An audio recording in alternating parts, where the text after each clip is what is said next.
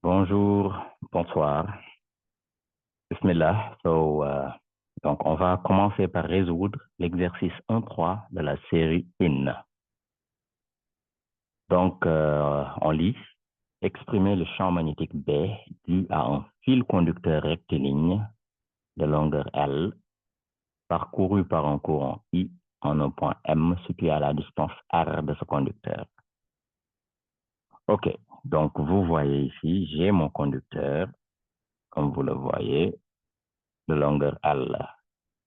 On va considérer que la longueur L, c'est ça. Donc, la longueur L de mon conducteur, il est là.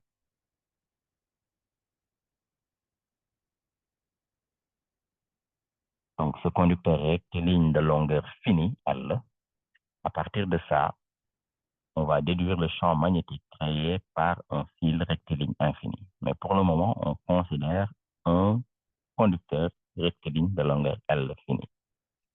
Donc, il est parcouru par un courant I, et le courant I, il va de bas en haut. Et le courant I, il va dans ce sens-là. Donc, c'est ça qu'on va appeler idéal. Idéal. Donc, c'est ça. Que voulez-vous dire? Que pouvez-vous dire de DL? DL, ça va être DOP. O, c'est ce point, on va dire. On va prendre comme origine. On va y revenir tout de suite. OK. Donc, ce petit élément de courant, ou ce petit élément de fil rectiligne d'L, qui est parcouru par un courant I, va créer un champ magnétique au point M. Donc, le point M, il est là. Et le point M est à une distance R. Vous voyez, ça, c'est la distance R. La distance radiale par rapport à l'axe de mon fil. Okay? Très bien. Donc, je veux connaître le champ magnétique B créé au point M par ce fil rectiligne fini de longueur L parcouru par un courant I. Et pour cela, je dois utiliser la loi de Biot et Savart. Donc, d'abord, je vais exprimer le petit champ magnétique créé par IDL, dBm. Le petit champ magnétique créé au point M par ce IDL qui est là.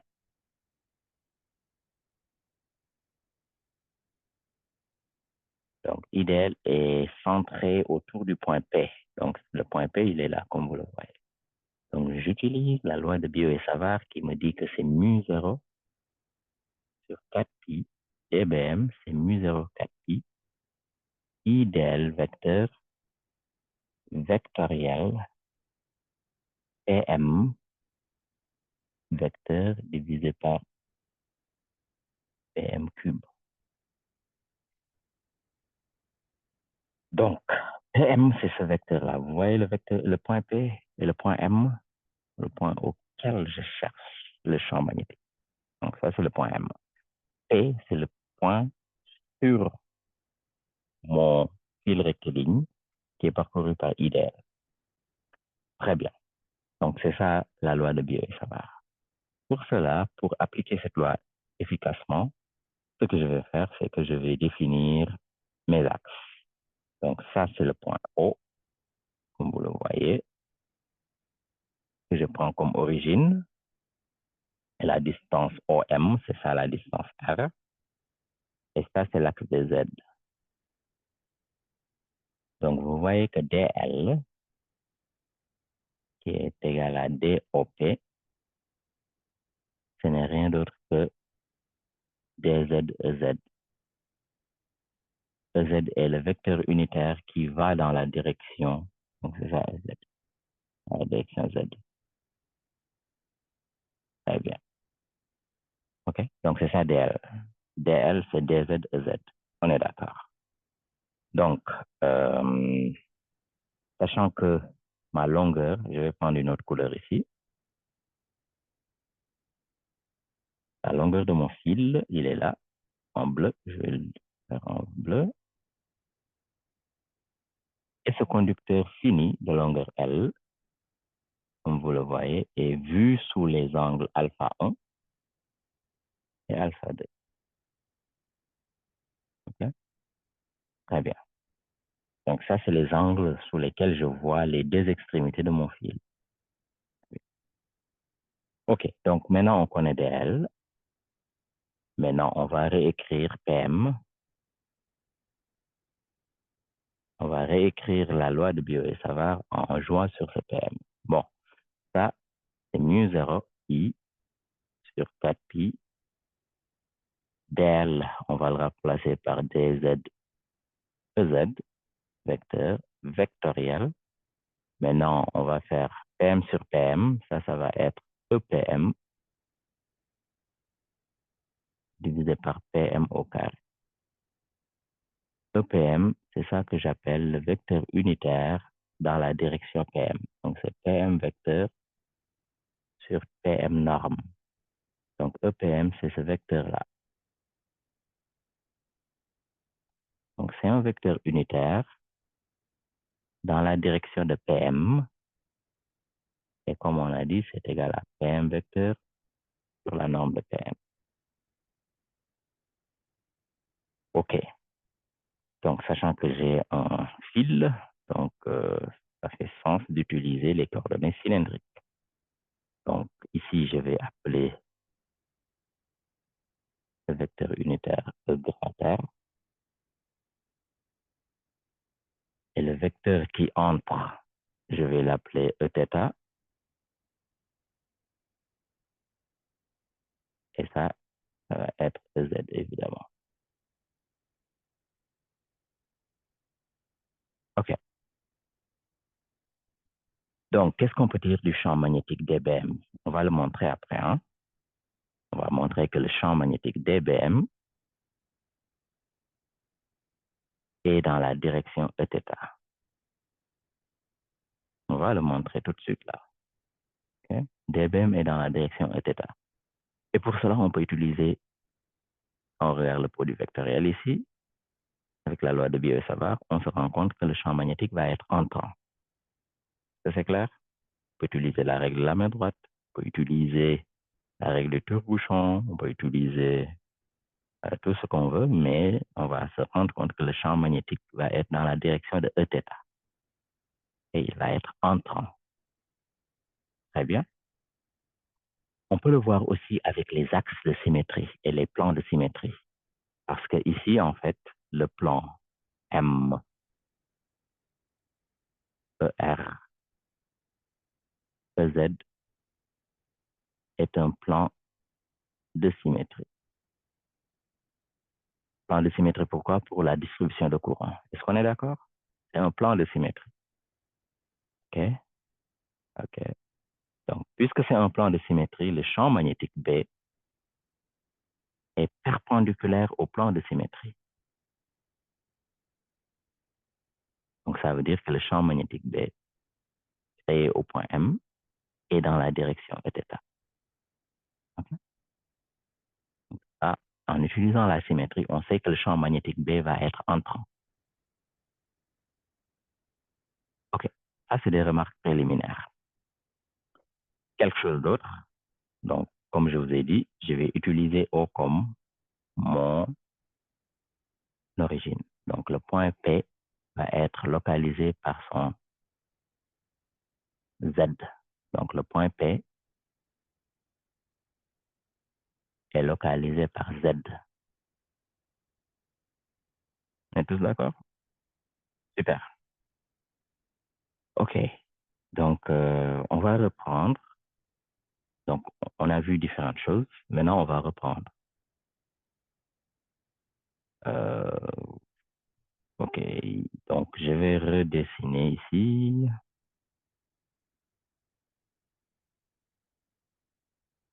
Donc, voici O. Je redessine ça. OK. Mon point M, il est là. On a dit que le champ magnétique ici, il est entrant. OK. BM. dBm, il est entrant. Donc ça, c'est l'axe des Z. Je vais prendre ce point-là, qui est mon point P.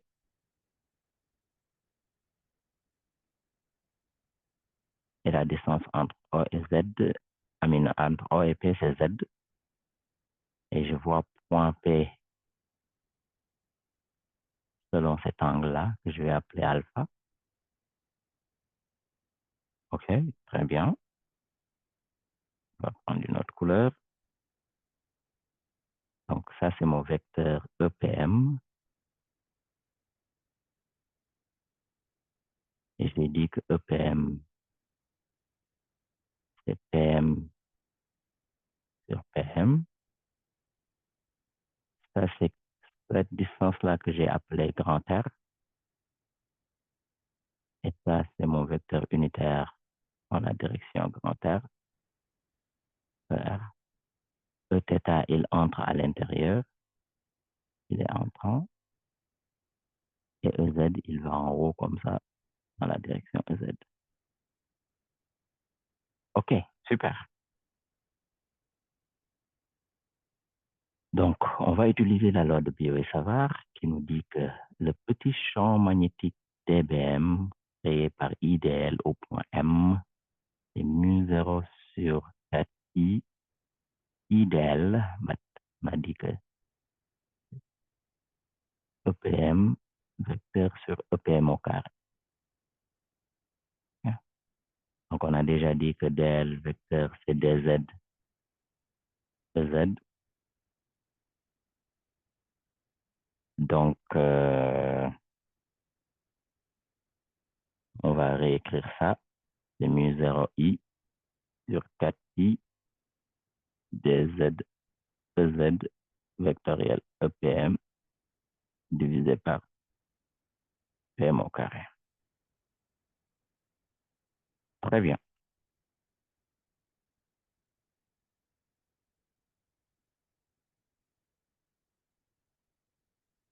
Donc, on peut faire différentes choses ici à partir d'ici. On peut dire que EPM, vecteur,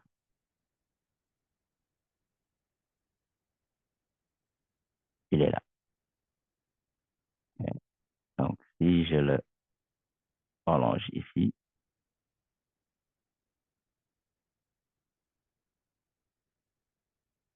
c'est l'angle alpha.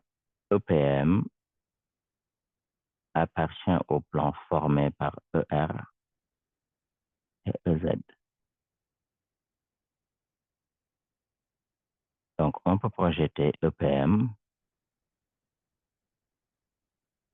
sur l'axe ER et on peut le projeter aussi sur l'axe EZ. Donc, sur l'axe ER, on va le projeter ici. Je vais le faire en rouge. Donc, si je le projette ici, j'aurai un cosinus alpha ER. Et si je le projette sur EZ, j'ai ça. Et ça va être moins sinus alpha EZ. On est tous d'accord? Super. Donc, maintenant, si je fais le produit vectoriel EZ vectoriel EPM, donc j'aurai cosinus alpha EZ vectoriel ER moins sinus alpha EZ vectoriel EZ. Ça, c'est 0. Donc, on oublie ça. Ici, on aura cosinus alpha. C'est quoi le vectoriel EZ vectoriel ER? C'est Eθ. Donc, on revient à notre loi de Biot et Savart. On aura mu0i sur 4i. Et ici, on aura dz. EZ vectoriel EPM va nous donner cosinus alpha Eθ divisé par PM au carré. Je vais le réécrire d'une façon plus claire. Mu0i sur 4i. N'oubliez pas dz. Et là, je vais avoir EZ vectoriel EPM. On a déjà calculé ici. Donc, on aura cosinus alpha Eθ divisé par PM au carré. Et vous voyez que dBm est dans la direction Eθ. Est-ce que c'est clair? Ok, super. Une autre façon de revoir ça, c'est très simple. On peut juste dire que EPM, c'est PM vecteur sur PM norme. On peut introduire le point O et utiliser la relation de Charles. Donc, on va dire que ça va être PO OM divisé par PM. Donc, on aura, je vais le réécrire avec une autre couleur, bleu. Ok, donc ça va être PO sur PM, PO vecteur sur PM. Bon, je multiplie en haut et en bas par PO, plus OM sur PM. Et je multiplie en haut et en bas par OM.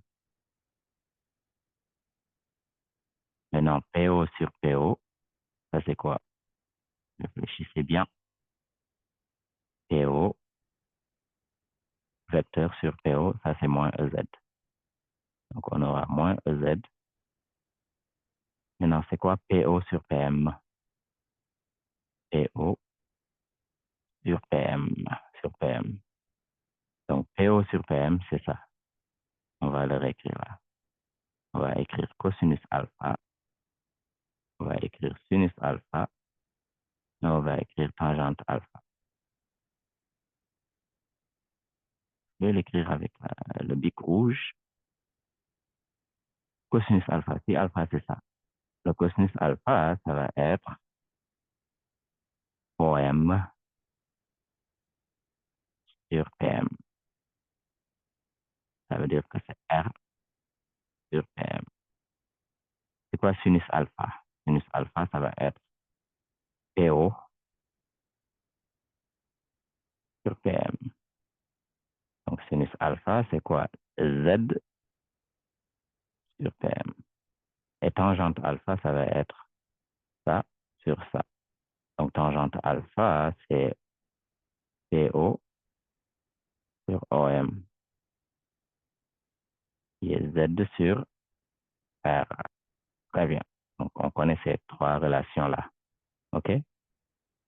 Donc, ça, qui est PO sur PM, c'est quoi? PO sur PM, ça, c'est sinus alpha.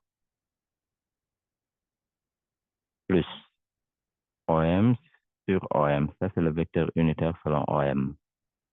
Selon OM, c'est ER. Maintenant, c'est quoi OM sur PM? OM sur PM, c'est cosinus alpha. OK?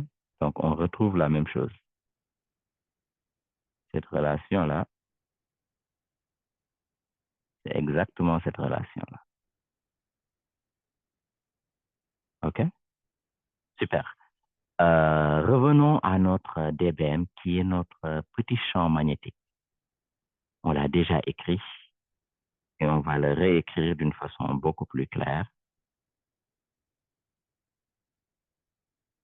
Donc, on a dit que notre dBm ici, je vais l'écrire, dBm vecteur égale à mu 0i sur 4i dz, n'oubliez pas notre dz, et on a déjà montré que c'est cosinus alpha Eθ vecteur divisé par PM au carré. Très bien. Donc, on voit que c'est dans la direction Eθ, comme on a vu par symétrie. OK?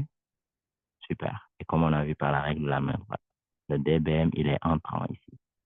Donc, le Bm, il est entrant parce que le courant, il va du bas vers le haut. OK. Bon, on n'a pas encore fini. Hein.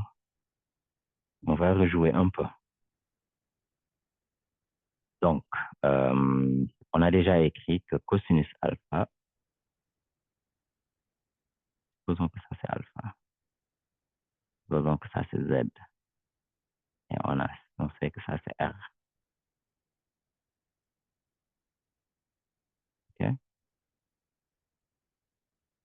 ça c'est PM. Donc, on a déjà dit que cosinus alpha, c'est R qui est OM sur PM.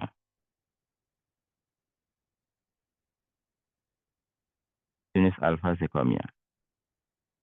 Sinus alpha, c'est OP ou PO, donc c'est Z sur PM. Tangente alpha, évidemment, ça va être Z sur R. OK, super.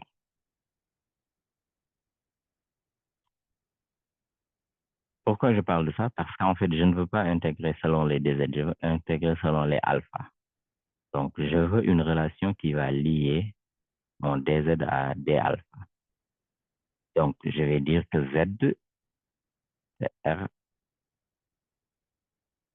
tangente alpha. J'utilise juste cette relation-là. Okay? Donc, ça veut dire que DZ, donc c'est R, D de tangente alpha.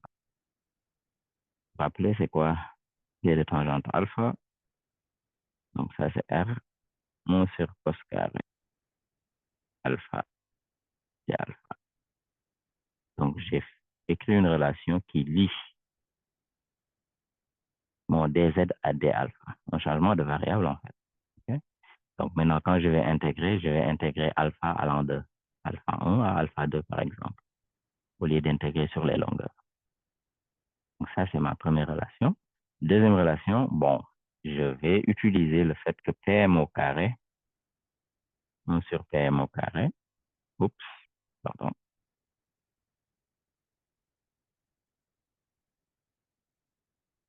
et j'ai perdu ce que j'avais écrit, mais je vais le réécrire. 1 sur PM au carré, ça va être égal à combien? Je vais dire que 1 sur PM au carré, ça va être cosinus carré alpha sur R au carré. Et ça vient du fait que cosinus alpha, c'est R sur PM. OK. Et je viens de dire que dz, c'est R, 1 sur cosinus carré alpha, c'est alpha. Et on a déjà dit que dBm, c'était quoi? Mu 0i sur 4pi. Et ici, j'avais un dz et j'avais un cosinus alpha, θ divisé par pm au carré. Donc, le dz, je vais le remplacer par ça. Donc, ce dz-là, je vais le remplacer par ça. 1 sur pm carré, je vais le remplacer par ça. Donc, j'aurai mu 0i sur 4pi. Au lieu d'écrire dz, je vais écrire r divisé par cosinus carré alpha d alpha. Et je n'oublie pas ce cosinus alpha ici, là. Et je divise par pm carré, mais pm carré, comme on a dit, c'est quoi? Cosinus carré alpha divisé par r au carré. Et tout ça dans la direction θ. Je crois que je n'ai rien oublié. Hein? Donc, j'ai remplacé dz par ça. J'ai gardé mon cosinus alpha. Et j'ai remplacé 1 sur pm carré par cosinus carré alpha divisé par r carré. OK, on peut simplifier. Bon, le cosinus carré, c'est cosinus carré. Ils vont se simplifier. Donc, mon dBm, c'est mu 0i sur 4pi. Et vous voyez ici que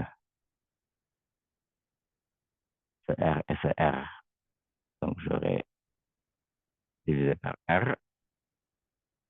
Et ici, j'aurai un cosinus alpha, d alpha, et le tout dans la direction θ. Et ça, c'est dBm.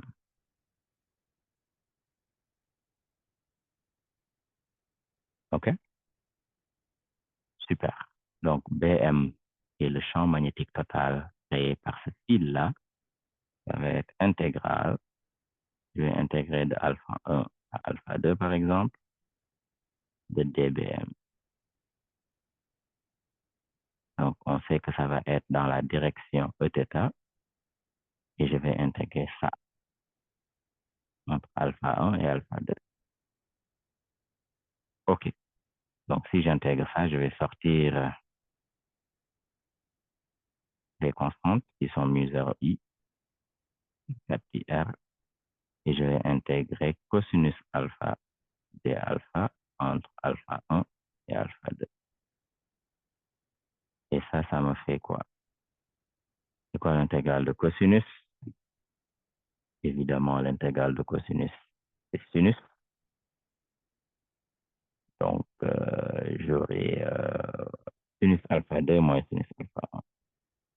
Donc, je l'écris ici, Bm, c'est mu0i sur 4πr, sinus alpha 2 moins sinus alpha 1. Et le tout dans la direction Eθ. Donc, c'est ça mon Bm. Est-ce que c'est clair? Donc, ici, la difficulté, c'est juste faire le changement de variable et de trouver les différents, on va dire, les différentes relations entre cos alpha, sin alpha et tangente alpha. Okay? Donc, ça, c'est à connaître. OK? Super. Donc, ça, c'est la première question. La deuxième question, en déduire le champ magnétique B infini créé par un fil rectiligne infini. Donc, ce qu'on vient de démontrer, c'est que le champ magnétique, ça dit plusieurs fois, B au point M, il est entrant dans la même direction que Eθ, et on vient de démontrer que c'est mu0i sur 4πr sinus alpha 2 moins sinus alpha. Alpha 2 étant cet angle-là et alpha 1 étant cet angle-là. Donc, c'est les angles. On voit le conducteur de longueur L sous ces deux angles-là, alpha 1 et alpha 2. Donc, si on a un fil infini, alpha 2 va être pi sur 2, 90 degrés, et alpha 1 va être moins pi sur 2, ça veut dire moins 90 degrés. Donc, sinus alpha 2 moins sinus alpha 1 va te donner sinus 90 degrés, qui est 1, moins sinus moins 90 degrés, qui est moins 100. Ça va nous donner plus 2. Donc, ça veut dire que dBm va être mu0i sur 4πr multiplié par 2 peut-être. Et pour un fil infini, B, c'est mu0i sur 2πr peut-être. Et vous vous rappelez, c'est ça qu'on avait montré grâce à quoi? Grâce au théorème d'Ampère. Parce que si on intègre ça,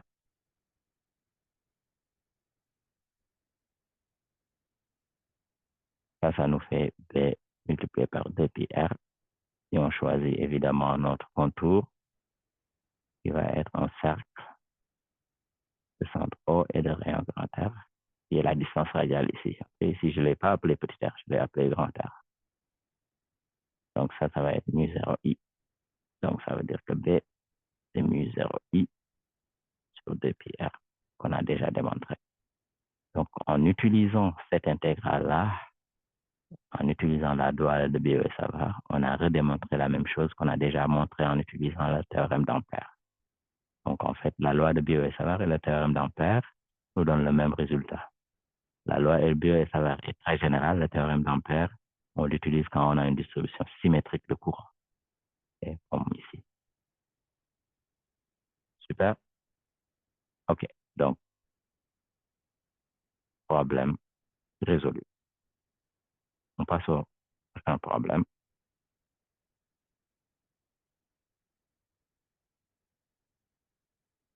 Qui est celui-là? Donc, dans cet exercice, on a quoi?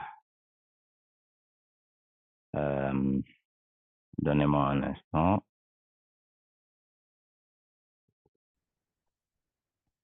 Donc, on parlait de cet exercice donc, qui concerne un câble coaxial. Donc, on considère un câble coaxial infini cylindrique de rayon A, B et C.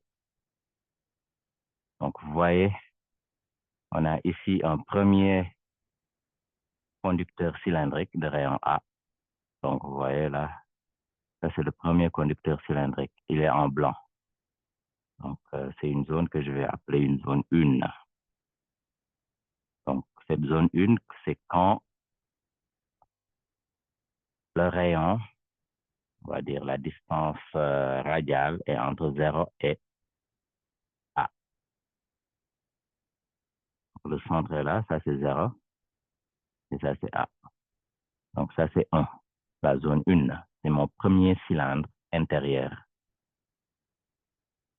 Après, j'ai la zone 2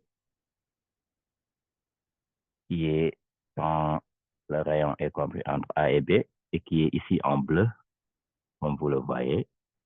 En fait, c'est un diélectrique en isolant, en gros. Donc, ça, c'est la zone 2. Le rayon est entre A et B. Et puis, on a un cylindre extérieur. OK? Donc, c'est un conducteur extérieur. C'est ça la zone C, ou la zone 3, pardon. Donc, vous voyez la zone 3, c'est quand le rayon est entre B et C. Et la zone 4, c'est quand on est complètement à l'extérieur du second cylindre. Donc, la zone 4, c'est à l'extérieur. Très bien. Donc, le courant d'intensité totale, I, passe dans un sens dans le conducteur intérieur. Et vous le voyez ici, le I est plus I. Donc, il est sortant dans le cylindre intérieur. Donc, I, ici, on a un courant sortant. Il est uniformément réparti, évidemment. Okay? J doit être uniforme. Okay? Mais le courant total qui sort de cette surface-là, le rayon A, des sortants, et ce courant total, c'est I plus I. Et revient dans l'autre sens, dans ton conducteur externe. Donc, dans la zone 3, ici, on a un moins I. On a un courant entrant et la somme totale du courant, c'est moins I. Donc, I dans le sens opposé, dans le sens entrant. Très bien. L'énergie emmagasinée par unité de longueur est donnée par cette formule-là. Et vous voyez que pour connaître l'énergie emmagasinée par unité de longueur dans chaque zone, il nous faut le champ magnétique B dans chaque zone, dans les 4 régions, qui sont la région 1, la région 2, la région 3 et la région 4. Super. Donc, c'est ça l'objectif, quoi. L'objectif, c'est d'exprimer d'abord le champ magnétique BI dans chaque région. La région 1, la région 2, la région 3, la région 4. Une fois qu'on a ce champ magnétique, on peut calculer l'énergie emmagasinée par unité de longueur en faisant cette intégrale-là. Très bien. Et après, on a déduit l'énergie totale emmagasinée en ajoutant la somme des énergies individuelles dans chaque zone ou dans chaque région. Donc, c'est ça l'exercice. Maintenant, avant de faire ça, montrer que pour des raisons de symétrie et d'invariance, le champ magnétique B en tout point M peut s'écrire sous la forme comme ça. Donc, d'abord, B a priori est un vecteur ou un pseudo-vecteur. On a une symétrie cylindrique ici. Donc, a priori, il dépend de R, il dépend de θ, il dépend de Z. Donc, parlons d'abord des invariances. On a des cylindres infinis. C'est des câbles, un câble coaxial infini. Donc, ça veut dire que la distribution de courant, on a une invariance par translation le long de OZ. On l'écrit pas. En gros, on a une invariance par translation le long de OZ. Donc, en fait, le champ magnétique ne dépend pas de Z, puisque c'est infini. OK? Très bien. Et on sait qu'on a une invariance par rotation d'angle θ. Et le courant, la distribution de courant ici, ne dépend pas de l'angle θ. Donc, a priori, mon champ magnétique, effectivement, et réellement ne dépend pas de θ. Donc, mon champ magnétique ne dépend que de la variable R, qui est la variable radiale, qui est la distance entre l'axe principal et le point auquel je veux calculer ou sur lequel je veux calculer le champ magnétique. OK. Donc, ça, c'est pour l'invariance. Maintenant, pour la symétrie. Si vous regardez bien, si je prends ce plan-là, okay, le plan, il sort et il vient vers vous et il coupe mon câble coaxial en deux hémisphères ou en deux demi-cylindres qui sont égaux. Donc, ce plan-là, c'est un plan de symétrie. Est-ce qu'on est d'accord? C'est un plan de symétrie. Donc, ça veut dire que, donc, c'est un plan de symétrie. Ça veut dire quoi? Ça veut dire que le champ magnétique B est perpendiculaire au champ de symétrie. Donc, B sera comme ça.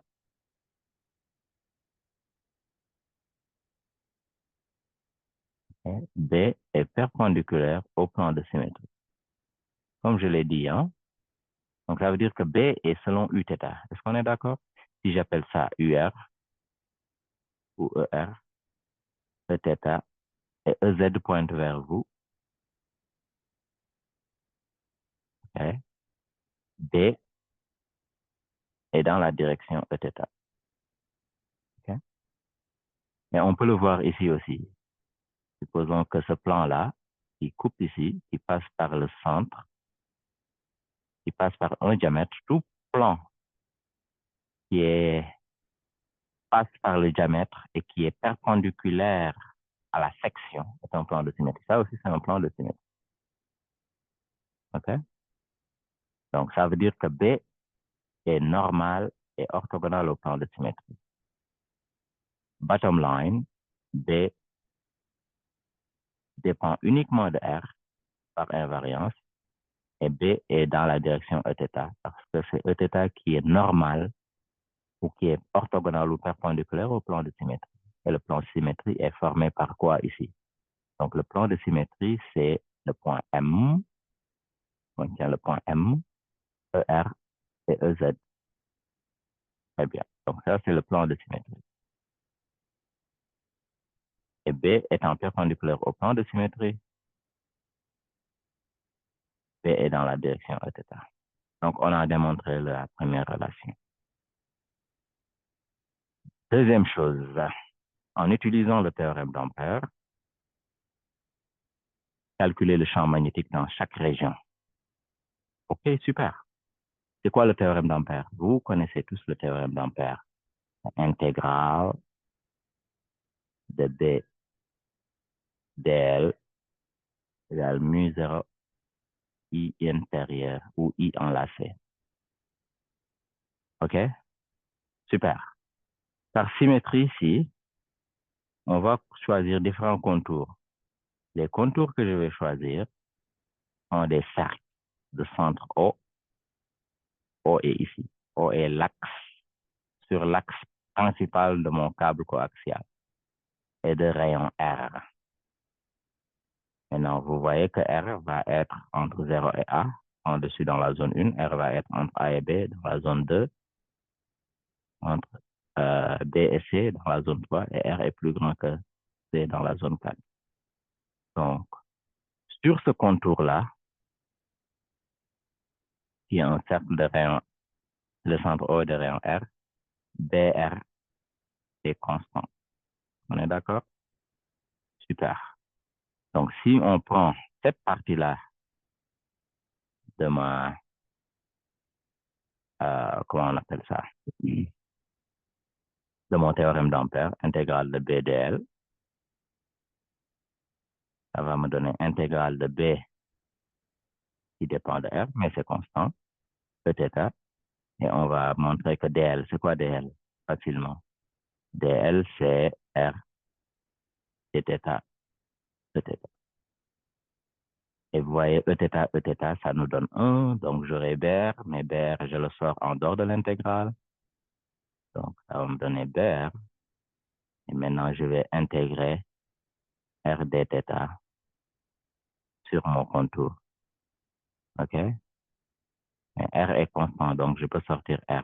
Ça, c'est juste 2πr.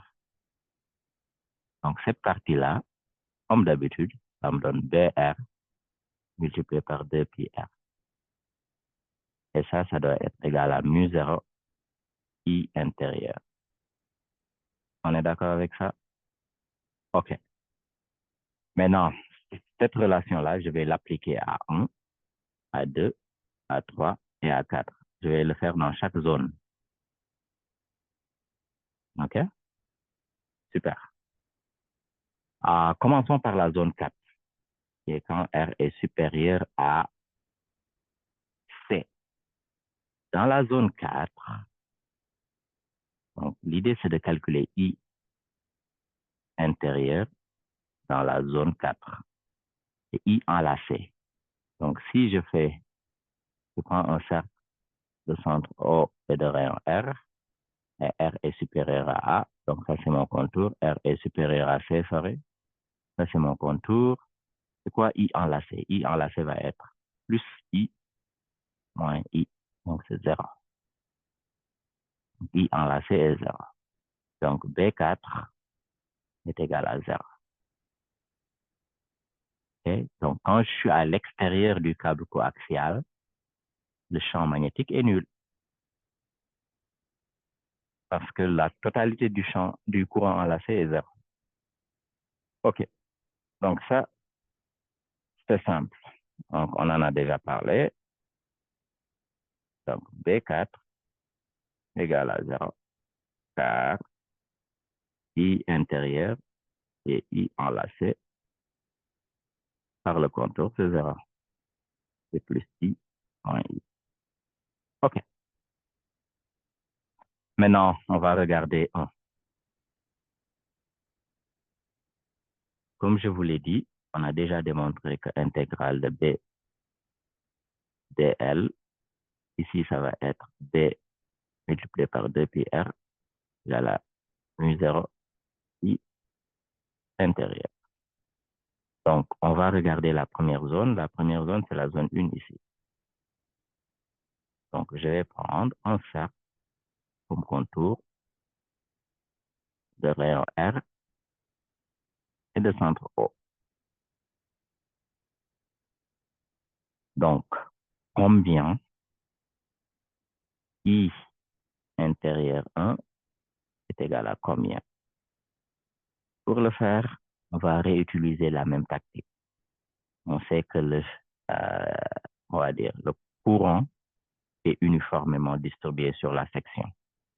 Donc, en fait, J, qui est ma densité de courant, c'est la totalité du courant dans mon premier cylindre, I, divisé par la section qui est pi A au carré.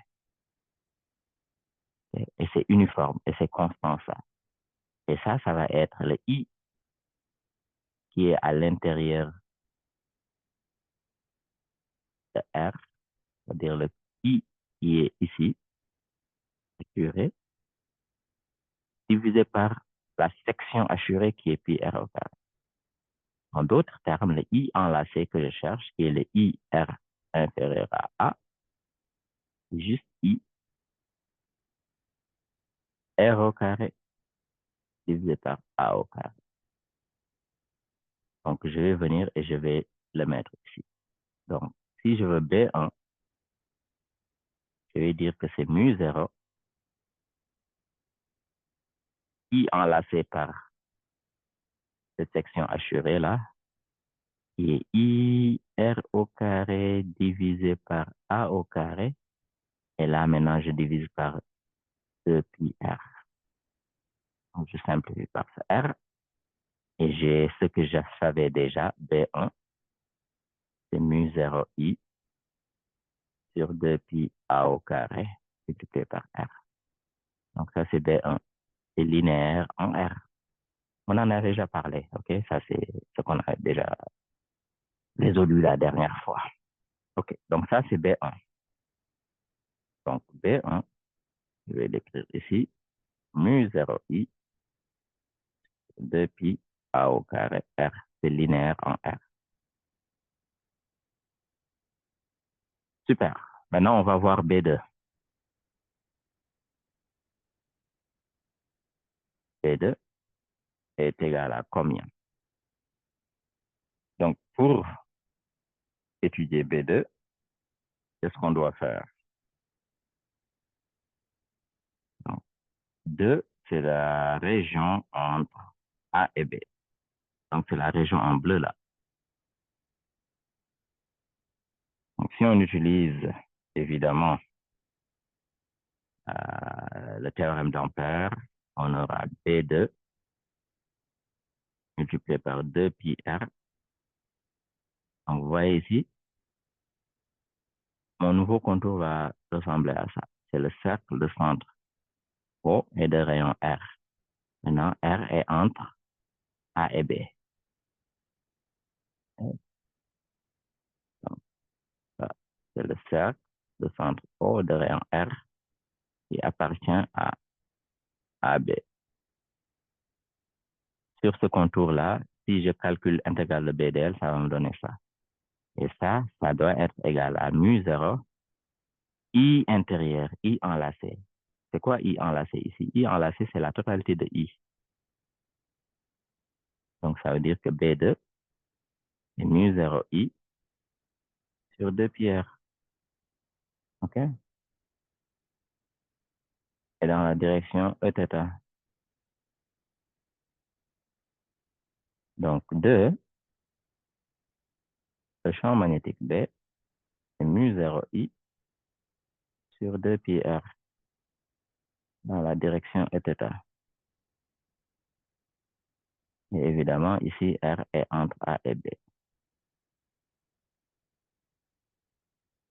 On est d'accord? Super. Donc maintenant, on fait de même pour 3. J'applique encore une fois le théorème d'Ampère. Donc j'aurai B3 multiplié par 2 pi R égale à mu 0 I enlacé. Mais I enlacé, c'est quoi? On va I enlacé 3. Donc je vais le dessiner en une autre couleur, on va dire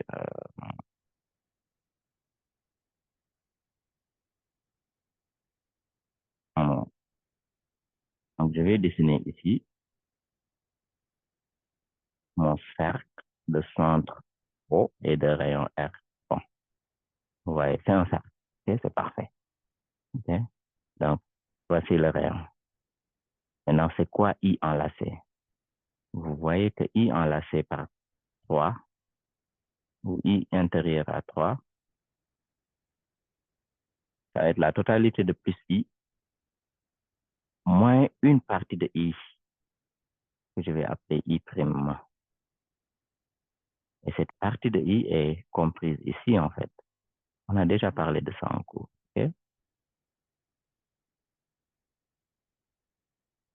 Donc, c'est ça, le courant qui passe par ici, que j'appelle I'. Et il est négatif puisqu'il rentre. Donc, ça, c'est moins I'. Et moins I' est plus petit, je veux dire en valeur absolue, que I. Okay? Parce que c'est une portion de I. Okay? Donc, ça, c'est mon contour, le centre O de rayon R. Il enlace la totalité du I initial et une partie du moins I. Donc, la totalité de plus I et une partie de moins I. Est-ce que c'est clair? OK. Donc, comment on calcule moins I'? On utilise la même technique qui est la densité de courant. On va dire I dans la couronne extérieure entre B et C. divisé par pi C au carré moins pi B au carré. Je vais le réécrire comme ça.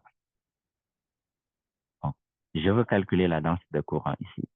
Je vais dire que J égale à I ou moins I. C'est juste, je veux le voir en valeur absolue. On va dire moins I divisé par l'aire de la couronne ici. L'aire de la couronne en 3. Qui est I C au carré moins B au carré. Ça doit être égal à moins I prime. I prime étant le courant enlacé par ce cercle-là. C'est un cercle. Pas très joli, mais c'est un cercle. OK. Donc, divisé par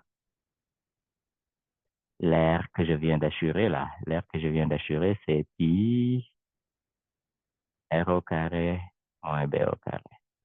En d'autres termes, I prime est une partie de I. Et les deux sont négatifs. Et les ratios, ça va être R au carré moins B au carré divisé par C au carré moins B au carré. Donc, ça, c'est I prime.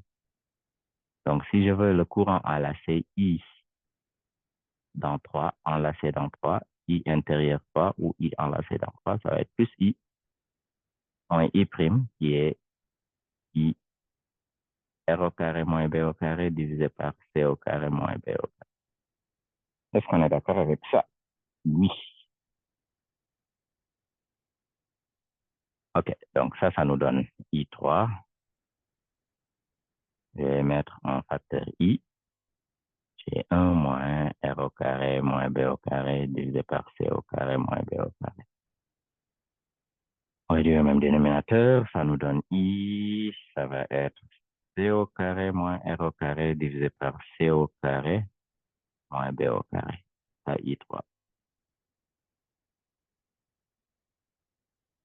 Est-ce que c'est clair? Donc, B3 multiplié par 2 pi R, ça va être mu 0 multiplié par ce I3 là qui est I, C au carré moins R au carré divisé par C au carré moins B au carré. Donc, B3 égale à mu 0I sur 2 pi R, C au carré moins R au carré divisé par C au carré moins B au carré. Donc, c'est ça le B3. Très bien. Est-ce que c'est clair? Bon, est-ce que c'est clair? Ça, je vais le réécrire ici. Le résultat final, je vais le faire en... Le résultat final, c'est ça. B1, on a dit quoi? Mu 0i sur 2 pi A au carré R dans la direction θ. Et linéaire en R. B2, on a dit quoi? Mu 0i sur 2 pi R dans la direction θ. B3, on a dit quoi? On a dit mu 0i sur 2 pi R. Et ici, on a C au carré moins R au carré divisé par C au carré moins B au carré dans la direction θ. Et B4, on a dit que c'est égal à 0. OK, super. Donc, on a résolu 2A.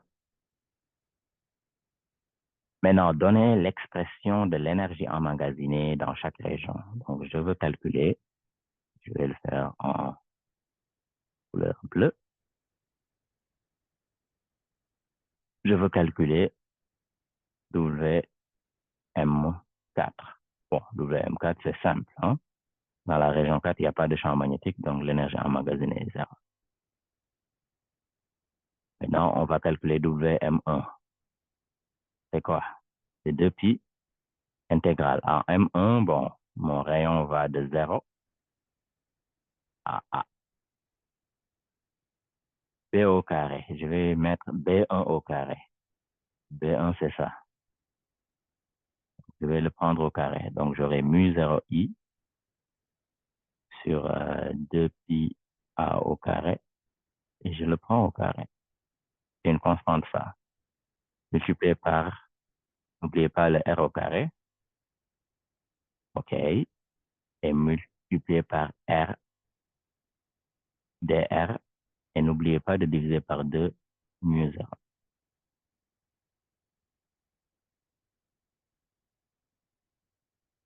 OK. Donc ça, on met toutes les constantes dehors et on simplifie. Si on met toutes les constantes dehors et on simplifie, on aura quoi?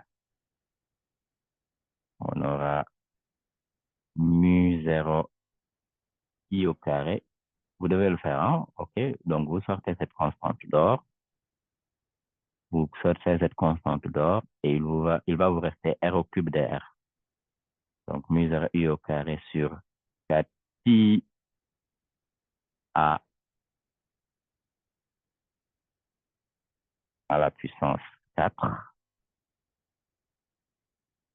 Et j'aurai intégrale entre 0 et a de r au cube de r. OK? Très bien. Donc, tu fais cette intégrale, on aura mu 0 i au carré sur 16pi. Et ça, c'est Wm1. Okay? Mu 0 i au carré sur 16pi. Et ça, c'est valable quand R est entre 0 et A. Donc ça, c'est l'énergie emmagasinée dans cette partie que je viens d'assurer là. C'est ça. C'est mu 0 i au carré sur 16pi. Donc maintenant, on va calculer Wm2, l'énergie emmagasinée dans la partie 2, qui est cette partie-là, en bleu, quand R est entre B et C. On applique la même formule, hein? 2pi intégrale, bon, minimum c'est à B, okay? Et B2 bon, je divise par 2 mu 0, et j'ai R dr. Maintenant, je vais prendre B2 au carré. B2 au carré, ça nous fait quoi? Ça va nous faire mu 0i au carré divisé par 2pi au carré, et j'aurai un R carré ici. Un R carré.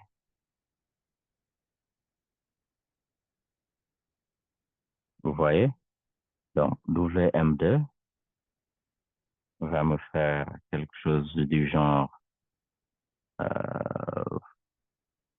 OK, je sors les constantes. Donc, j'aurai mu 0 i au carré divisé par 4i. Et là, j'aurai intégrale de R sur R. Donc, de R sur R au carré, donc 1 sur R. Okay? Et je le prends entre A et B. Donc, c'est quoi l'intégrale de dr sur R? C'est ln. Okay? Donc, ça va être ln de B divisé par moins ln de A. Donc, ln de B sur A. Donc, Wm2 est mu 0i au carré sur 4i ln de B sur A. Et après, on a l'autre qu'on doit calculer, qui est Wm3. Donc, on prend ce B-là, ça, on prend le carré, on divise par 2 mu 0, et on multiplie par R dr, et on intègre entre B et C. Okay? Vous pouvez le faire à la maison, hein. C'est long, mais c'est pas difficile. Pas, voilà. Et vous faites le calcul. Okay? Et après, l'énergie totale va être Wm1 plus Wm2 plus Wm3 plus Wm4, qui est 0. Okay? On a ça, on a ça. Ça, je vous laisse le calculer. en prenant ça au carré et en distribuant. Okay? Très bien. Donc, ça, c'est l'exercice 1-4 qui est très intéressant. Le calcul coaxial est très important historiquement. OK? Ça a été inventé par Heaviside et ça a beaucoup d'applications. Je vous en ai parlé en cours déjà. Okay? Donc, vous pouvez voir les applications partout dans les antennes, etc., etc. Super. OK. On passe au prochain exercice. Au prochain exercice. OK. 1-6, champ magnétique créé en un point de son axe par une spire et par une demi-spire. Donc, pour cet exercice-là, je vais y revenir dans un instant. Cet exercice-là aussi, je vais y revenir dans un instant. Essayons de résoudre cet exercice-là rapidement. Lisons l'exercice. On replie un fil droit infini par une demi-boucle de rayon R, comme indiqué sur la figure. Donc, ça, c'est un fil semi-infini qui arrive et le courant est dans ce sens-là. À partir d'ici, je fais une demi-boucle de rayon R. Donc, ça, c'est R.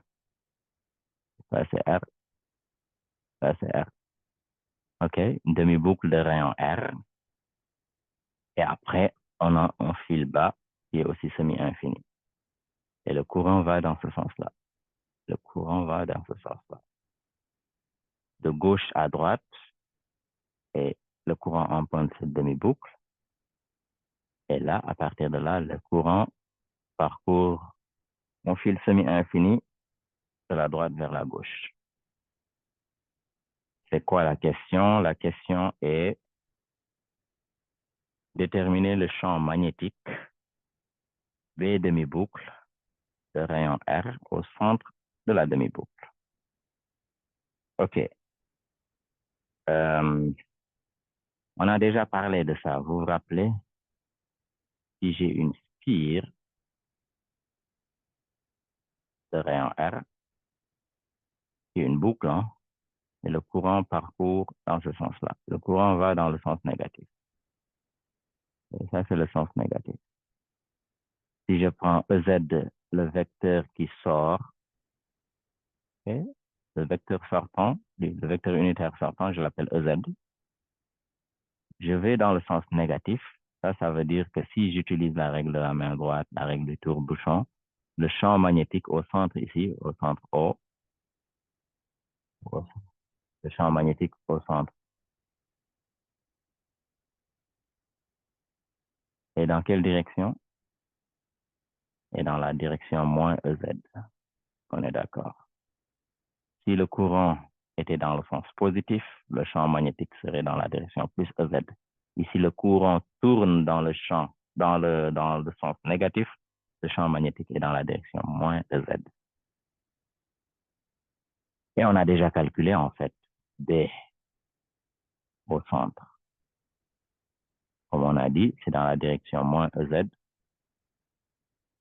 Et on l'a déjà calculé, c'est mu 0i sur combien? Sur 2 pi, sur 2 r. Vous vous rappelez, ça c'est le premier exercice qu'on avait résolu, le premier exercice qu'on avait résolu au début. Mu 0i sur 2 r. Okay? Pour une spire circulaire, le champ magnétique au centre, c'est mu 0i sur 2 r.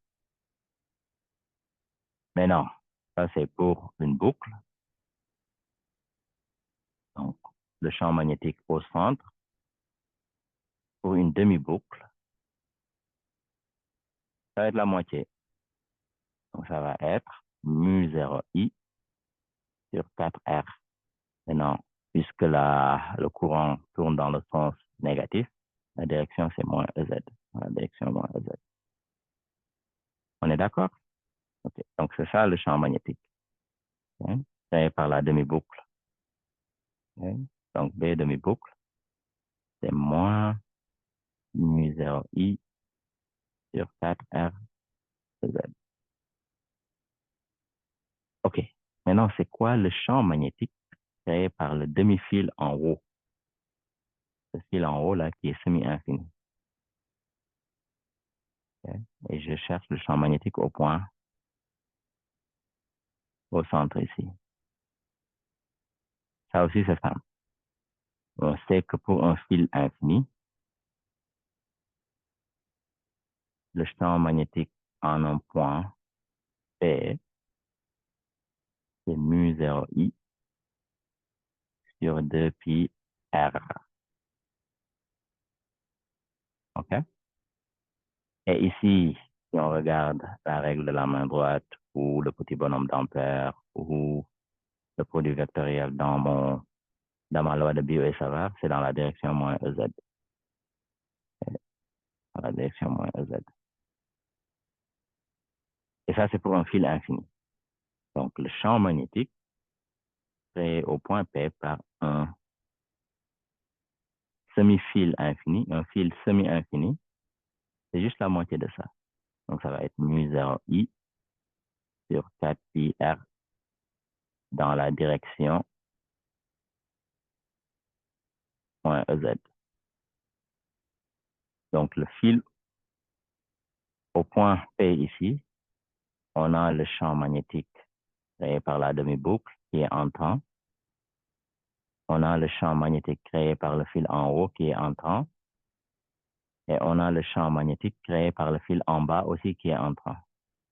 Donc, le champ magnétique créé par le fil d'en bas, qui est aussi semi-infini, c'est la même chose que ça. Donc, le champ magnétique total, B total, ça va être ça,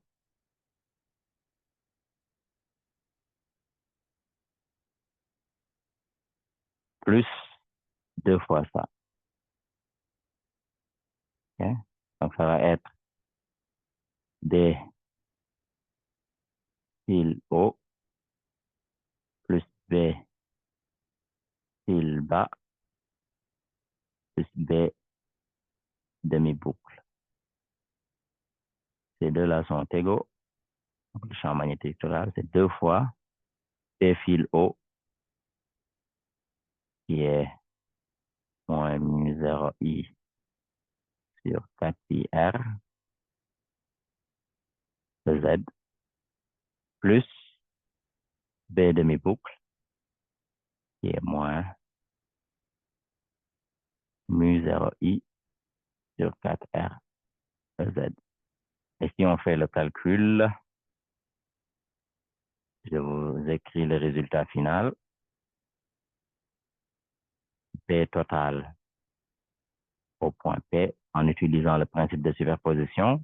Le champ magnétique total, c'est la somme des champs magnétiques individuellement créés par le fil en haut au point P, créé par la demi-boucle au point P, créé par le fil en bas au point P. On a fait déjà le calcul. Ça nous donne mu 0i sur 4R, 1 plus 2 divisé par pi, et le tout dans la direction moins EZ.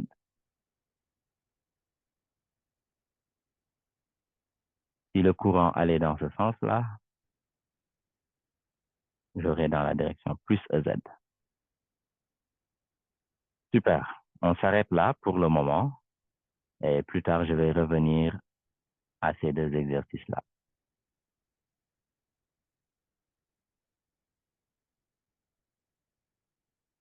Merci.